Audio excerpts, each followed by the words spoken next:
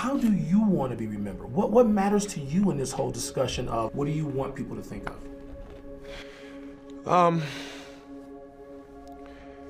It's I've always said that I wanted to be remembered as a player that didn't waste a moment. Welcome to the Kobe Show, take 2. Didn't waste a day. Kobe, Kobe, Kobe. And I felt extremely blessed by the God-given talent. But at the same time, I didn't take it for granted at all.